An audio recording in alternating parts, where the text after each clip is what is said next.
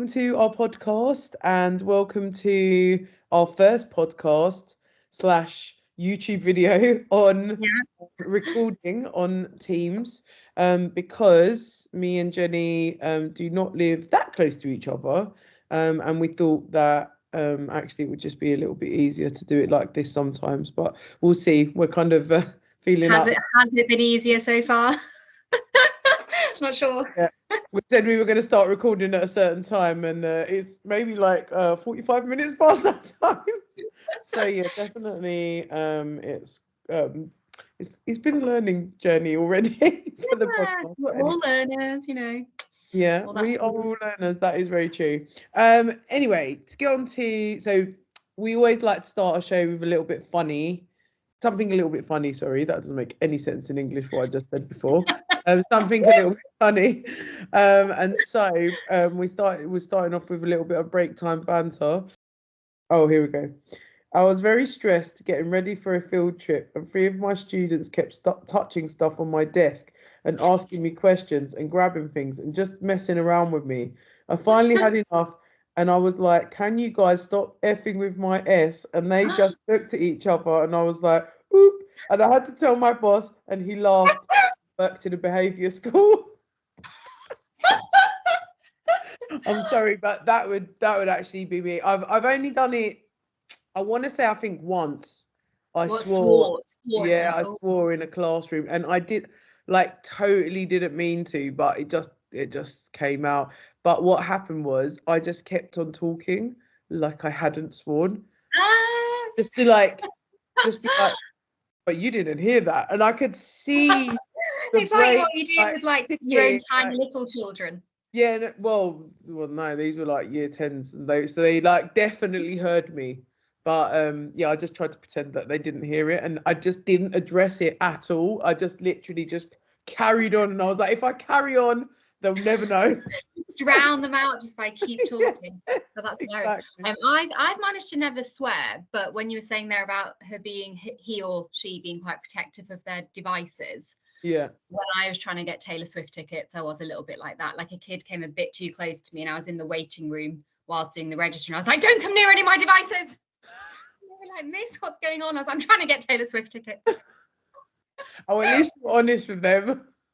I was like, ignorance is bliss. If I just don't say anything, they'll never ask. And they never asked me because they were obviously thinking to themselves, nah, I don't want to ask Miss if she just swore just now. But they were like, she definitely did. She definitely And also if they did ask you, you just keep talking at them and they'll ask. I was like, if I carry, they just will never know. Oh, I love it.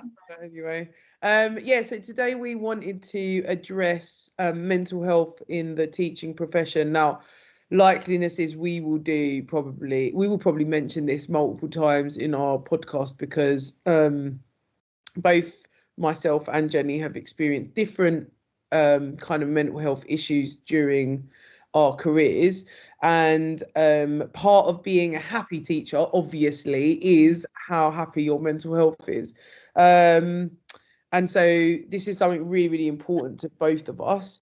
And we thought, you know what, dark, dreary January and February, you know, people feeling a bit down, and it's still dark outside and we're just like going to work in the dark, coming home in the dark, and everything just seems a little bit like, oh, like, especially I think I was saying to you about this December dip. Like I always say, like by the time you get to December, you're just like crawling to the end kind of thing. And I always say, like, you got to get past that December dip. Although I don't like counting my life down by getting past teaching holidays. But I feel like that December is just one of the like mental health kind of crux points within the year. So we thought it would be a good thing to speak about. So yeah, and just hand over to you. I was just going to say, just to add to that, like I remember when I was, you know, just into teaching and people saying, oh, just get to Christmas and it gets easier. And I kind of think those 6 weeks that we're in, you know, between after Christmas to February half term, I actually think they're harder because at least you kind of got the countdown to Christmas. And I know you get some of the craziness in the classroom where they just want to watch videos and things, but at least it's kind of quite fun working down to Christmas. Whereas I think you then get back in January, there's no, you know, specific holiday in sight to look forward to. It's still dark, it's still dreary. You're suddenly thinking, God, I've only got this amount of months left until I've got to finish the GCSE course or the A-level course. So I think this can be quite a hard time for people. Both me and Jenny had children around the same time, actually. Yeah. So we kind of had quite a few, I don't know how many years we had before we had kids in teaching. I had at least 5 years, I think it was. 7. I think I had 7. Yeah, so you had longer than me, but so we kind of wanted to talk about like pre-teaching, what our mental health was like. Pre-teaching? Pre-teaching on mental health is brilliant. I'm only joking. Pre-children. Yeah, so both myself and Jenny have had I don't want to speak for you, Jenny, but both of us have had like issues with our mental health within our time as teachers. Mine specifically is to do with working in a really, really toxic workplace that I used to work in. And I know Jenny's is slightly different. So we just wanted to kind of like express like why our experiences turned into those kind of really negative like mental health experiences during those times. So Jenny, what was yours kind of going to be based around? Yeah, so I think we've kind of discussed this briefly already, and ours are quite different. So I kind of wanted to talk a bit about my life as a teacher pre being a parent. But actually the time that I found the hardest was when I was first navigating parenthood and still teaching the role that I was doing and the hours that I was doing. So yeah, I don't know if I could talk a bit about kind of how I managed things before children. I don't think I ever really thought about having bad mental health as a teacher before having children.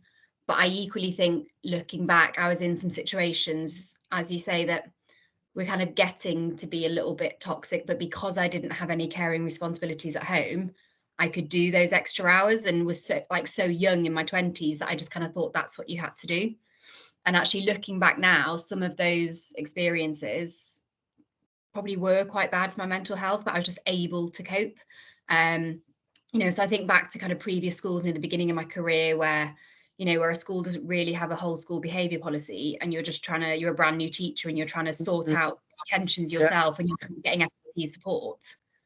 Yeah. God, we've all had those experiences, haven't we? Yeah, I agree with you. Like maybe when like you came into it younger than me, but like I came into it when I was like 25, and I feel like I had more energy, like I had more time. I had more kind of get up and go about me, just to like go and do these things at school. And so you're right, like even though it may have been quite toxic, you kind of just didn't notice as much. So what kind of changed for you when you had kids? Like, what do you think made the difference? So I was in a very strange situation in that I was interviewing for a job not knowing that I was pregnant. So then starting a new role already very pregnant. So trying to prove myself before I then went off on maternity leave, and then feeling this need to come back quicker than I was ready. And then in kind of I'm not explaining this very well, I might have to edit this bit, sorry, but I just kind of assumed it had to be full time because I hadn't been there long enough to prove myself yet. So part of it, I feel like, is on me, that I should have thought, no, I don't have to prove myself in a full-time capacity, I can prove myself in a part-time capacity.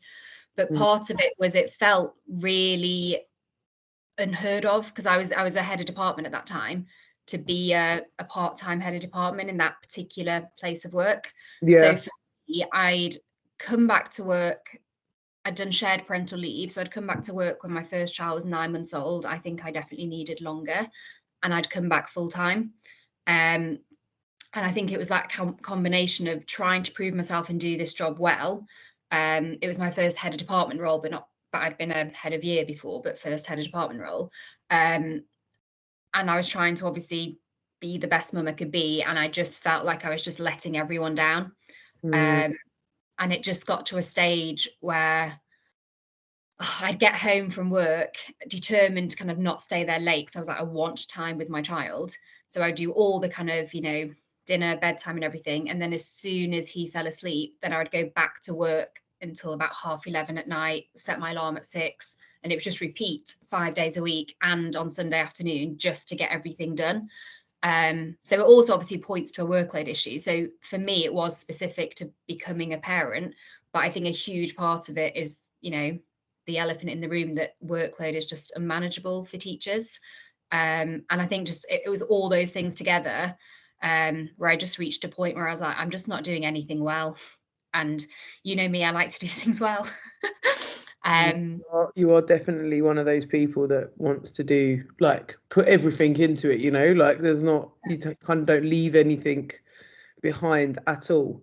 Like for me, because I was the same, I went back after a year after my first child. So I did do the full year, but I did go back full time. But I went back and I was already pregnant with my second. So for me, I kind of already had it in my mind, like, it's okay because I only have to do like not that many months before I can go back on maternity leave again, in October, the end of the October. So for me, it wasn't the same in that sense. But when I went back after my second, that's when I felt the same kind of thing that you felt. Except like not that long after I'd gone back from my second, COVID happened. And so we were like, again, then at home, like quite a lot. Yeah, so we must have had quite, I'm just thinking the dates. When was your second child born? 2018. So I went back to work in 2019 in the November. And then if you remember rightly, it was like 2020 March time. I can't remember the exact date, probably March or something like that. It was like around that time where we had our first lockdown. So I'd actually only been back to work like maybe 4 months before going into a lockdown, which in a way, like now looking back, I'm like, wow, like that gave me so much extra time with my second, which I never would have gotten. And so for me, it wasn't the same. Now, when we went back after COVID though, that's for me, that was my lowest point. Yeah, do you know what? That's the point. So I had my second child a little bit later than you, didn't I? So I had my second child in 2019. So I came back during COVID, but a little bit later than you. I had a short period of time from kind of May, which is when I went back, until the summer holidays, where it was all still at home. So, you know, home learning. So it was manageable. I was like, oh, I can do this. I'd also managed to negotiate by then that I was down from being a full-time to a 0.8 head of department. So I was coming in 4 days a week, but I obviously wasn't going in anywhere. I was just at home. And then in September, we were all back in the classroom again. And because it was the whole year group bubbles, you know, and they all had to come in at different times. And the school I was at extended the school day to accommodate that. And I just got all my childcare in place. Then all of a sudden it was like, oh, you have to arrive 20 minutes earlier. I'm like, I can't arrive 20 minutes earlier because I'm dropping my children at the childminder as early as she can do it. Yeah. And essentially I said, I can't do this. And they were kind of understanding in terms of kind of saying, okay, you've got this childcare in place, but it was on a short-term basis. It was like, oh, let's review it again come half term. I was thinking, nothing's going to change come half term. I'll still have 2 children come half term. So that's when I resigned. I had no job to go to and I just resigned. And at that point in time, I thought, I don't think my next job is going to be in teaching. And the thing is, that wasn't me at my lowest though, because I'd been at my lowest after my first child. I knew the signs straight away and I was like, I'm not letting myself get buried down in this. Like, this isn't working and it's never going to work. So I just resigned. Obviously, just as a kind of disclaimer, so it doesn't seem completely reckless, like notice periods are so insanely long in teaching, aren't they? And especially in private schools. So I knew resigning in September meant I'd still be working there the following Easter. So, yeah, I mean, so for me, it was when we came back properly from COVID, like where we weren't going basically in and out of lockdowns. So what had happened was right before right before it must have been before the lockdowns, or maybe it was during. I don't even know. I can't even think of the time now. With a teacher, and I'd already been at the school for 7 years by this point. And this is the school we worked at together. But I'd stayed on. You'd obviously left like however many years before that. And we'd got a new head teacher. Now, remember, I had not worked with that head teacher very much before we went into lockdown. So basically, that 4 months that I went back from maternity leave, had I kind of really been under that new head teacher. And I'm not gonna lie, I didn't get good vibes when I went back from maternity leave, but because we went into lockdown so quickly after, it was almost like, well, I don't really have to work under that kind of leadership. It doesn't feel as pressing like on you when you're not there in school every single day. Yeah. So when we went back, I remember saying to one of my colleagues, like I think it was like by the October half term, I was like, I've got to go. I've got to leave. Like this is just not working. And this colleague, who you know as well, was literally like, no, you know what? Just give it give it a little bit more of a chance. You know, you never know. It might get better. So what had happened was, this head teacher had kind of come in and basically put everything down that we'd kind of built over those 7 years, like basically said that everything was rubbish. We weren't an outstanding school in his eyes. We all the teachers were rubbish. It was extremely toxic work environment. He no praise, no nothing. Like literally, no, you'd get nothing from him like that. And it was literally like work, work, work, work, work, work, work. Like there was no breathing space to do anything. And I was ahead of year, as I still am, but I was ahead of year there. And it just got untenable. They upped my hours. They upped my hours, yeah, as in your they upped my teaching teaching hours. They upped my amount of duties. They upped what else did they up? They upped my amount of break duties, they upped my amount of lunch duties. So although, you know, I've always been a big believer in like not doing any work at home. I basically barely you will pretty much never find me doing work at home anymore. Unless like last week I hadn't planned my assembly and at the last minute I kind of planned an assembly, but that didn't really take me too long and I don't mind really planning assemblies at home. But to be honest, like you won't find me taking marking home. You won't find me doing anything like that at home. Whatever I can't fit into the school hours, I just leave till the next day or whenever. I mean, that is how it should be. We are paid a certain amount of hours a week. Yeah, and I don't leave school at 3 o'clock. Like I can't. Like I leave school maybe like probably about 4:30 every day. So like I do stay at school for a good at least hour and a half after school to make sure, you know, like I'm up to date with everything. But I know in my mind as soon as I step through my door at home and I've got two kids like screaming at me, like, or I'm running them to a club or I'm doing something with them, like cooking their dinner, doing whatever. Like I don't have to dedicate any of my time, my evening to school. And that's not because I don't love being a teacher, and that's not because I'm not a really good teacher, like I'll blow my own trumpet here. Like it is literally because I can't do it anymore. I used to do it. But I can't do it anymore. And the way that head teacher set up the school was, like I said, untenable. I couldn't take it anymore. So I think I want to say like by the January time, I was like, I have got to get out of here. Like I was literally, I felt like I was dying inside. Like I just didn't want to teach. I hated it at that point in time. I was looking up other professions. I was like, what can I do? Anything to kind of get me out of there. And then within teaching jobs, you don't really get like any jobs kind of coming out until about Feb. Round about Feb time, you get a couple, but it's like very few and far between. And so I was just kind of like trying to wait it out until some of the jobs came out. And at the time, I was going for assistant head jobs because I was like, I really want promotion. I was not in the right headspace. Like I can look back now and be like, yeah. I can totally see why I would not have gone to an interview and interviewed very well. And then I got an interview for the school I'm currently at.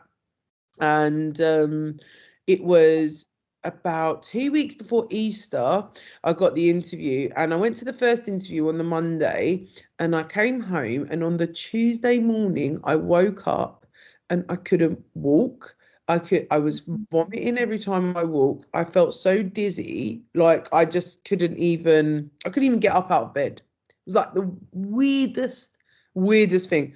So obviously I called the doctor, and they basically said, listen, you've got vertigo. I thought it might be vertigo. I'd never seen vertigo before like that. I had suffered like sometimes, with like a little bit of the ringing in the ear and stuff like that, which can be vertigo. But I called my mum. My mum's had vertigo before, and she was like, no, that is 100% vertigo. And I went to the doctor. I couldn't even get out of bed, so I didn't even go to the doctor. Like I called them, and they were like, that's what you're describing is vertigo. We're going to send your prescription to like whatever the pharmacy, and they were like, we're going to sign you off for 2 weeks because there's just no way you can go into, like I couldn't drive, I couldn't go into work. And that was brought on through stress, and that was brought on through me being so low at that school. And remember, I'd gone to this interview on the Monday, and I'd woken up on the Tuesday like that. And at this school, they'd done like a 2-day interview process. And they were like, they called me up on the Tuesday, and they were like, oh, you've got through to the next round on the Thursday. And I literally was like, oh no. Like, and I didn't tell them on the phone, like, but I can't walk at the moment. So yeah. Like honestly, that was the most messed up interview of my life, because I went to that interview thinking I have to get this job because I have to get out of this school. How did you even get to the interview? Did someone drive you there? Luckily, the medication had started working slightly. I still felt very dizzy. I could walk, but not very long distances, and I had to literally keep my head like this. Like if I moved it at all, like even like that, I just thought I was going to vomit, like straight away. And actually, sometimes I was vomiting. So yeah, my mum drove me to my, like the child that I felt that day. See. My interview. When I got there, the head's PA was like, "Oh, you okay?" Like she could tell something was like, and I was like, "Listen," I was like, I didn't really want to say anything, but I've got vertigo at the moment, and I really like have to just keep my head like really straight. So I'm a bit strange. The head's PA, I'm not joking you. She like linked arms with me. She was like, oh, shoulder. I was like, you know what? This is a good school. Like, yeah. Like they were really like caring. Like obviously, so I went into the interview, and it was the 2 deputy heads and the head teacher.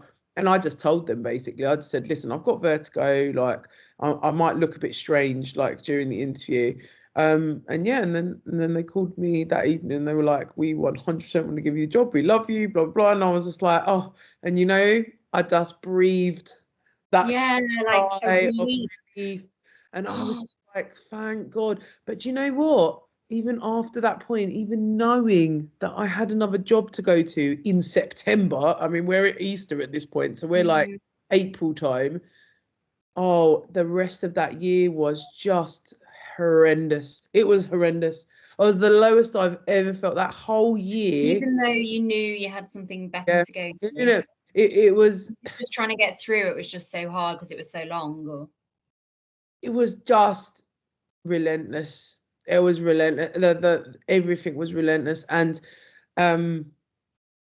even on the last day, I'd been there for 9 years. So 9 years of my career, I was at this school.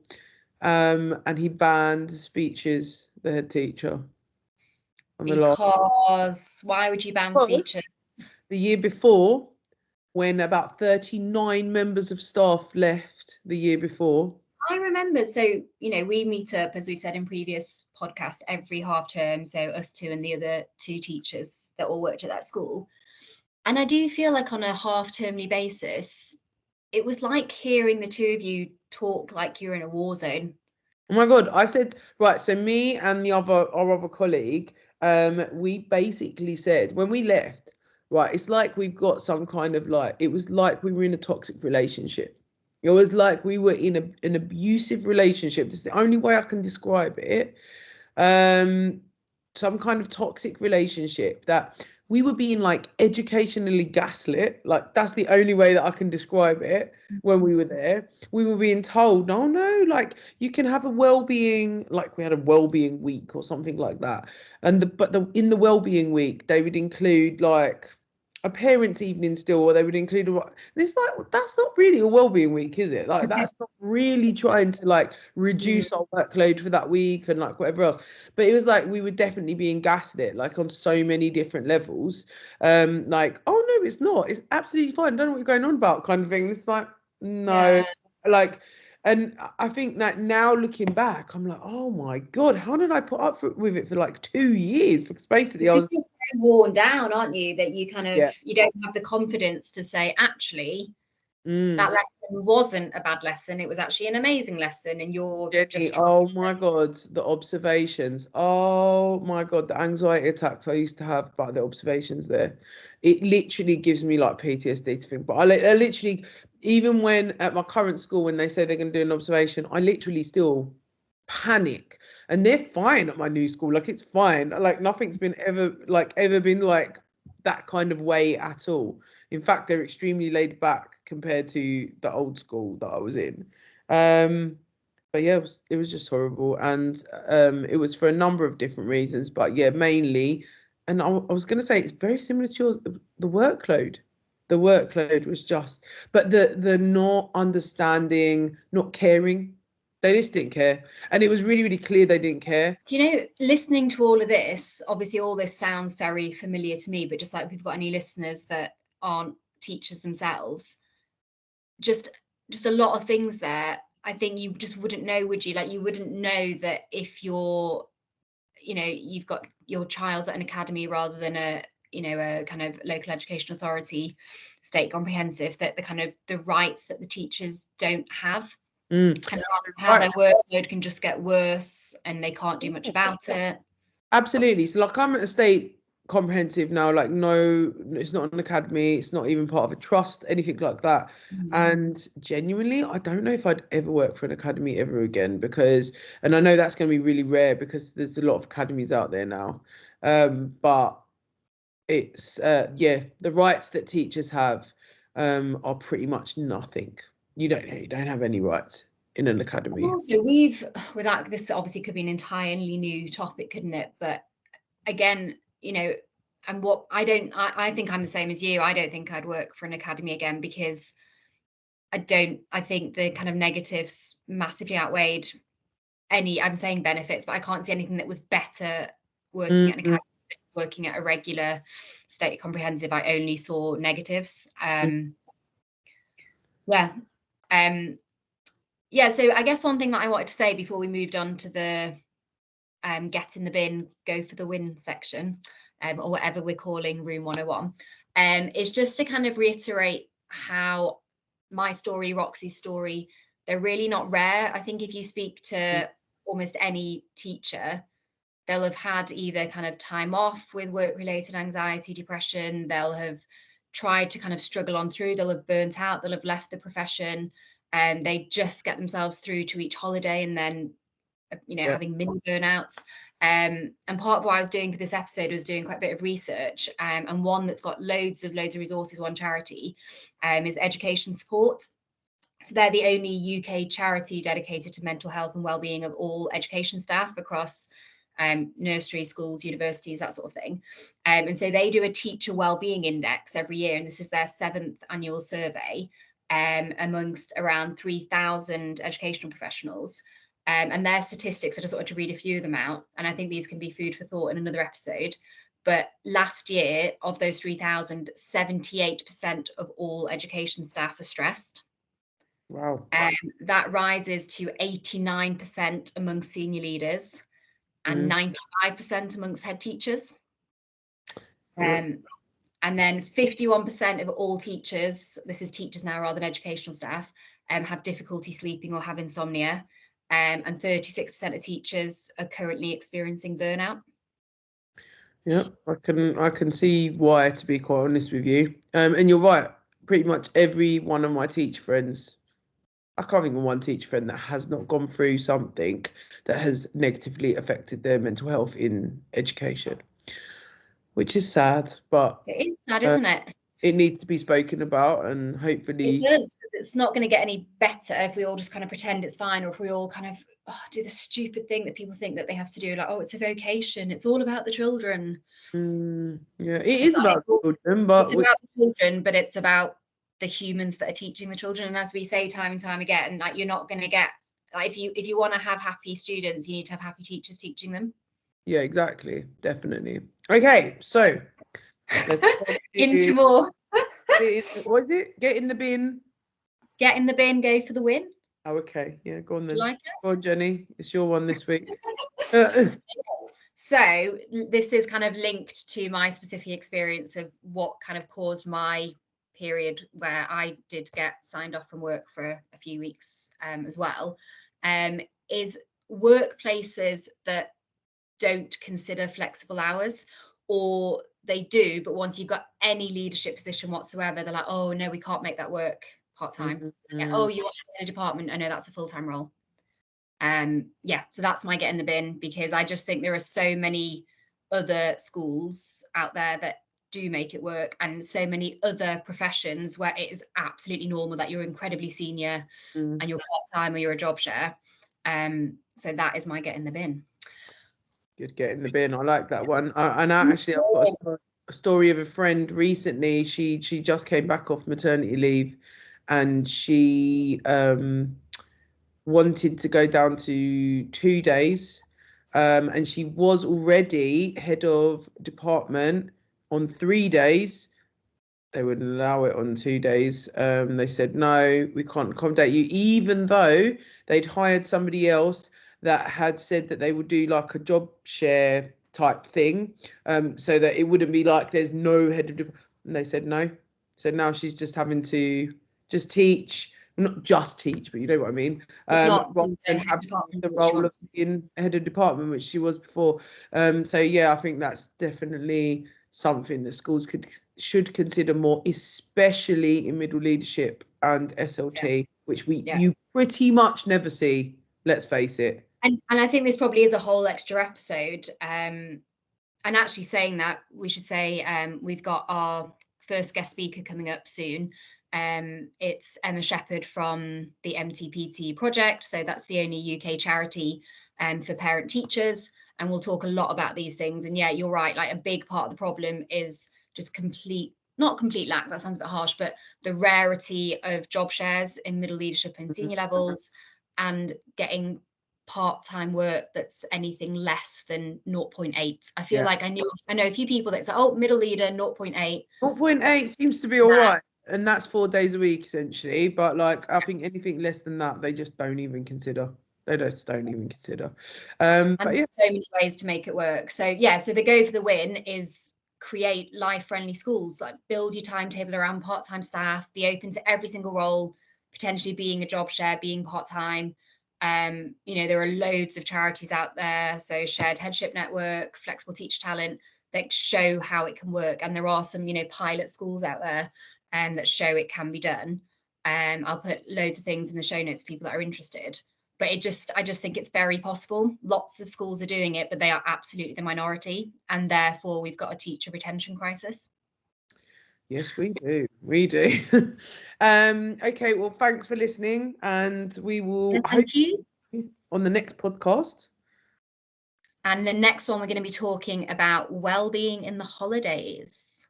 Yeah. What do you do for well-being in the holidays? We'll kind of cross that. Doesn't make sense. We'll kind of look at that next time. Thanks for listening, and see you soon. Thanks. Bye. Thank you. Bye.